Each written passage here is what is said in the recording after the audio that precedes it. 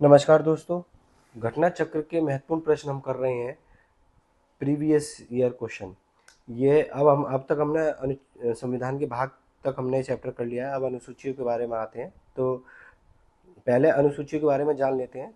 छोटी छोटी जानकारी लेंगे फिर, ताकि हम प्रश्नों को कर सकें। तो पहली अनुसूची के बारे में। पहली अनुसूची, उसमें नाम और भौगोलिक क्षेत्र, और नाम और भौगोलिक क्षेत्र में जो परिवर्तन करते हैं, पहली अनुसूची में। दूसरी में वेतन और भत्ते हैं। तीसरी में शपथ प्रतिज्ञा। चार में राज्यसभा के सीटों का आवंटन।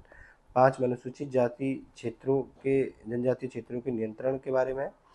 छः में असम, मेघालय, त्रिपुरा, मिजोरम, इन चार राज्यों के प्रशासन के बारे में है, जहाँ एडीसी है, ऑटोनोमस डिस्ट्रिक्ट काउंसिल। सात में अनुसूची है, जिसमें तीन सूची आती हैं: संघ सूची, राज्य सूची, समवर्ती सूची। इसमें अलग अलग विषय आते हैं। आठवीं अनुसूची में भाषा है, 22 भाषाओं का उल्लेख है। नौवीं अनुसूची में आपकी भूमि सुधार है। ये अनुसूची जो प्रथम संशोधन हुआ था 1951 में, उसके तहत है। 10वीं अनुसूची 1985 में जो 51वां संशोधन हुआ था, इसके तहत ये लाई गई थी। 11वीं अनुसूची जो है आपकी 1992 में इसे जोड़ा गया था। 73वें संविधान संशोधन के तहत। 74वें के तहत 12वीं अनुसूची 1992 में। तो ये 12 अनुसूचियाँ महत्वपूर्ण है, इसके बारे में आपने थोड़ा जाना। फिर इसके बाद हम प्रश्न करते हैं। पहले प्रश्न पे आते हैं। चलिए, पहला प्रश्न है, भारत में कुल कितनी अनुसूचियाँ हैं? तो कुल 12 अनुसूचियाँ हैं। मूल संविधान में 8 अनुसूची थी, और अब वर्तमान में 12 है। निम्नलिखित में से कथन पर विचार। प्रथम कथन है कि भारत के संविधान में 20 भाग हैं। गलत है, टोटल 22 भाग हैं। भारतीय संविधान के कुल अनुच्छेद 390 हैं, ये भी गलत है। 395 अनुच्छेद है। भारत के संविधान में 9वीं अनुसूची 10वीं, 11वीं, 12वीं को संविधान संशोधन के तहत जोड़ा गया। ये कथन आपका सही है, तो इस हिसाब से सी आपका उत्तर होगा। चलिए अगले प्रश्न पर चलते हैं। भारतीय संविधान में निम्न दी गई अनुसूचियों में से एक राज्यों की सूची और उसके राज्य क्षेत्र का ब्यौरा देती है। तो ये अभी बताया था, जो राज्य क्षेत्र के बारे में, भौगोलिक क्षेत्र में बदलाव होता है, वो पहली अनुसूची के तहत होता है। तीसरी में शपथ है। दूसरी में वेतन है, वेतन 2, इसे याद रखेंगे। चौथी अनुसूची में राज्यसभा की सीटों का आवंटन है।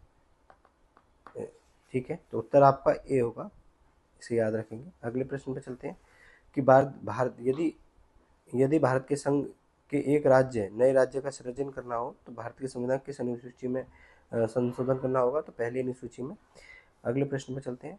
तृतीय अनुसूची के बारे में क्या है? तीसरी अनुसूची में शपथ है।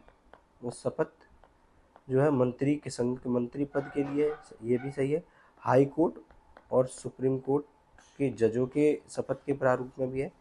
संसद के सदस्य द्वारा ली जाने वाली शपथ है। संसद के जो सदस्य हैं वो निर्वाचित सदस्य, मंत्री, विधानमंडल के निर्वाचित और उसके मनोनीत सदस्य, इन सभी के लिए शपथ का प्रारूप अनुसूची 3 में दिया गया हुआ है। लेकिन भारत के जो राष्ट्रपति हैं, इसके शपथ का प्रारूप अनुच्छेद 60 में है। ठीक है, तो इसके हिसाब से आपका उत्तर 1, 2, 4 होगा। 3 इसका उत्तर नहीं होगा। तो अगले प्रश्न पर चलते हैं। अनुसूची में जो अनुसूची दी गई है, इनमें मिलान करना है। तो अनुसूची 4 है, राज्यसभा के सीटों का आवंटन। तो यानी कि ए का 3 आप देख लीजिए कहाँ पर है, सी। तो इसका उत्तर आपका सी हो जाएगा, और बाकी मिला ही लेते हैं। 8वीं अनुसूची में भाषा है, बी का 2, बी का 2। 8वीं अनुसूची सी, अच्छा सी है 8वीं अनुसूची, तो सी का 2। तो सी का 2 यहाँ पर है, यही है। तो ए बी सी डी, तो एक बार अलग से मिला लेते हैं। ए बी सी डी, ए का 3, बी का 8वीं अनुसूची में भाषा है, तो इसका 2, सी का 2, और 6वीं अनुसूची में राज्यसभा, 6वीं अनुसूची में आपका जो है ये है, क्या नाम है, जनजातीय क्षेत्र। तो बी का 4, तो बी का 4 हो जाएगा। सी का 2, और डी का 9वीं अनुसूची भूमि सुधार, तो ए। तो 3, 4, 2, 1, यही उत्तर आपका है। अगले प्रश्न पर चलते हैं। सूची 2 से सूची 2 को 2 को मिलाइए 1 को। तो 7वीं अनुसूची 8वीं अनुसूची में भाषा है, तो बी का 1 कहाँ पर है? बी यहाँ पर है। बी कॉमन या तो बी में या डी में है। और 9वीं अनुसूची जो है आपकी भूमि सुधार से संबंधित है, तो भूमि सुधार आपका जो है वो उससे है।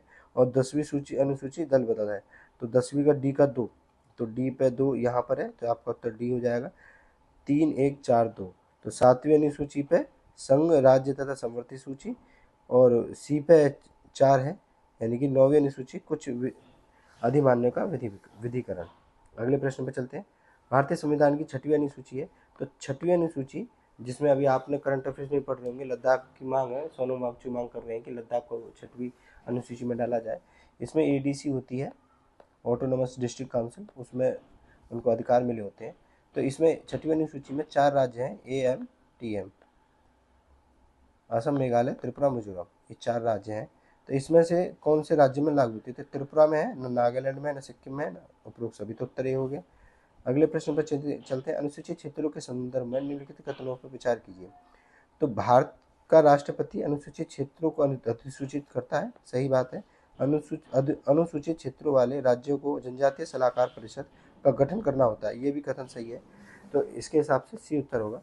राष्ट्रपति जो है जो अनुसूचित क्षेत्र हैं उनको दर्जा देता है, उनका दर्जा समाप्त करते हैं, और उनकी जनजातीय सलाहकार परिषद का गठन करते हैं।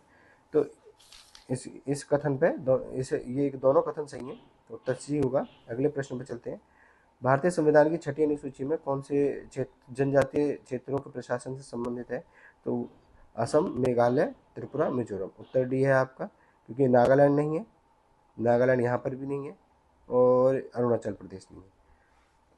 भारत संविधान की 6वीं अनुसूची में निम्नलिखित में से किन राज्यों के जनजातीय क्षेत्र के प्रशासन से संबंधित है? तो बिहार नहीं है, इधर मेघालय नहीं है, उत्तराखंड नहीं है, तो नागालैंड और अरुणाचल और त्रिपुरा, ये आपका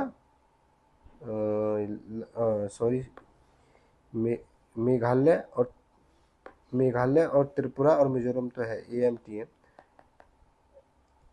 असम, मेघालय, त्रिपुरा, मिजोरम। तो नागालैंड नहीं है, उत्तराखंड नहीं है, बिहार नहीं है, तो उत्तर बी होगा आपका। तो अगले प्रश्न पर चलते हैं। प्रश्न संख्या 14। निम्नलिखित में से संविधान के कौन से प्रावधान में शिक्षा का प्रावधान है? तो इन 5 में शिक्षा का प्रावधान, DPSP में भी शिक्षा का प्रोविजन है। स्थानीय निकाय, जो कि ये कहते हैं नगर पालिका में 243 बी में ये प्रोविजन है कि जो है शिक्षा देना नगर पालिका में। और 6वीं अनुसूची में भी शिक्षा का प्रावधान है, और 7वीं अनुसूची जो कि शिक्षा का प्रावधान करती है, तो डी। इन 5 उसमें शिक्षा का प्रावधान को प्रभावित करते हैं। अगले प्रश्न पर चलते हैं। अंतिम प्रश्न आज का, प्रश्न संख्या ये 15 है, ये गलती से जो है 27 टाइप हो गया है। तो संघ सूची में मिलान करना है। तो संघ सूची में जो है 97 विषय हैं, वर्तमान में 98 हैं। जब ये प्रश्न पूछा गया था तो 97 थे। राज्य सूची में 66 विषय हैं, और समवर्ती में 47।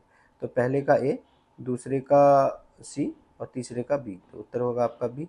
तो इसमें वर्तमान में एक बार देख लेते हैं कि इसमें कितने कितने विषय हैं।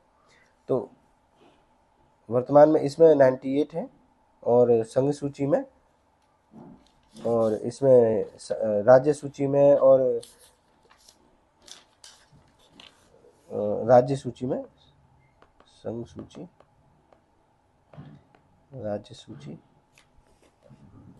और समवर्ती सूची। तो संघ सूची में वर्तमान में जो है अब 100 हो गई है।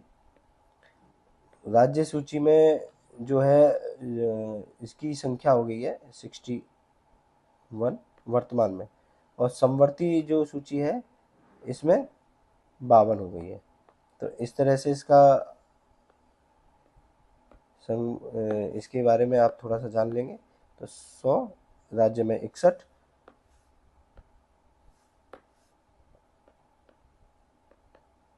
और 52 समवर्ती में। तो धन्यवाद आपका। आप अनुसूचियों के बारे में आप इस वीडियो को 1 से 2 बार देखेंगे तो आपको ये याद हो जाएंगे। मिलते हैं अगली क्लास में अगले टॉपिक में, महत्वपूर्ण प्रश्न करते हैं। नमस्कार।